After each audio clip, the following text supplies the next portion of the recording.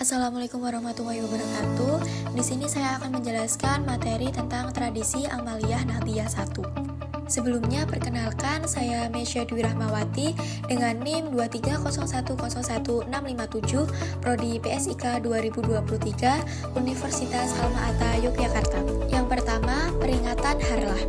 Peringatan Harlah atau Hari Lahir adalah tradisi yang sering dilakukan oleh organisasi, lembaga, atau komunitas untuk memperingati hari berdirinya atau lahirnya organisasi tersebut.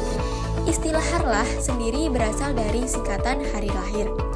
Peringatan ini biasanya diadakan setiap tahun. Contoh peringatan Harlah di organisasi Harlah Nahdlatul Ulama, NU sering merayakan Harlah dengan mengadakan acara besar seperti istighosah, pengajian akbar, seminar, dan bakti sosial yang melibatkan banyak anggota dan masyarakat.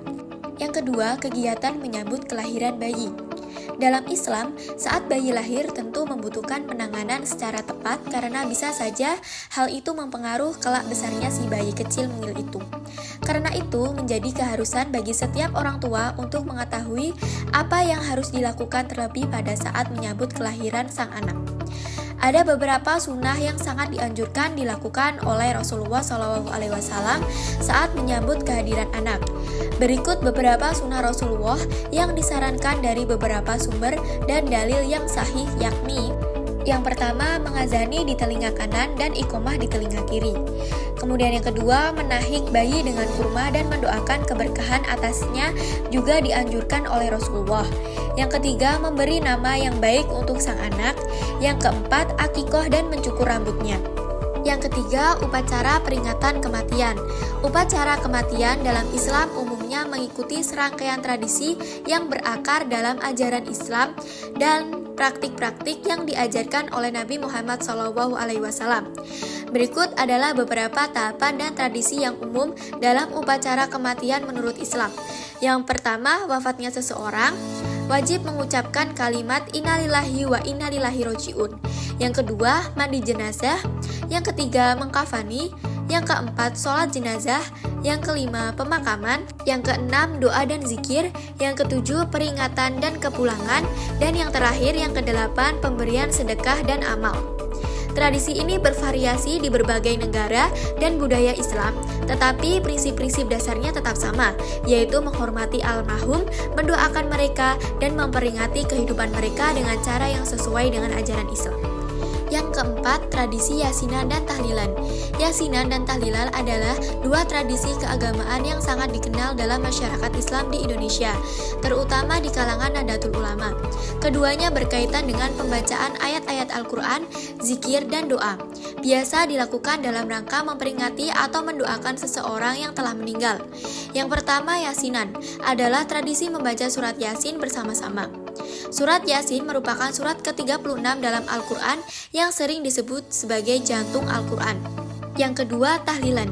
Tahlilan adalah tradisi membaca tahlil atau zikir dengan mengucapkan la ilaha illallah dan doa-doa tertentu yang dilakukan untuk mendoakan orang yang telah meninggal dunia. Tahlilan biasanya diadakan pada hari-hari tertentu setelah kematian seseorang, seperti malam pertama hingga ke-7 setelah kematian, malam ke-40, malam ke-100, malam ke-1000, hari-hari peringatan kematian tahunan. Yang kelima, tradisi Maulid Nabi. Tradisi Maulid Nabi adalah peringatan hari kelahiran Nabi Muhammad SAW yang jatuh pada tanggal 12 Rabiul Awal dalam kalender Hijriyah. Peringatan ini merupakan salah satu bentuk ekspresi kecintaan umat Islam kepada Nabi Muhammad SAW dan menjadi bagian dari budaya keagamaan yang kaya di banyak negara, termasuk Indonesia. Peringatan Maulid Nabi di Indonesia dapat dilakukan dengan berbagai cara, tergantung pada daerah dan adat istiadat setempat. Yang keenam, tradisi Haul. Tradisi Haul adalah peringatan tahunan yang dilakukan untuk mengenang dan mendoakan seseorang yang telah meninggal dunia. Biasanya tokoh agama atau orang yang dianggap memiliki jasa besar bagi masyarakat atau keluarga. Kata haul berasal dari bahasa Arab haul yang berarti tahun. Oleh karena itu, haul diadakan setiap tahun pada tanggal wafat seseorang sesuai kalender Hijriah. Peringatan haul menjadi salah satu ciri khas Islam yang ada di Nusantara. Acara ini dilaksanakan dalam rangka mengenang dan mengambil hikmah dari kisah dan perjalanan hidup seorang ulama atau wali. Tradisi haul diadakan berdasarkan hadis Rasulullah yang diriwayatkan Imam Muslim bahwa Rasulullah berziarah ke makam syuhada, orang-orang yang mati syahid dalam perang Uhud dan makam keluarga Baqi. Beliau mengucap salam dan mendoakan mereka atas amal-amal yang telah mereka kerjakan. Hadis riwayat Muslim. Mungkin itu sedikit penjelasan dari materi yang saya berikan. Terima kasih. Wassalamualaikum warahmatullahi wabarakatuh.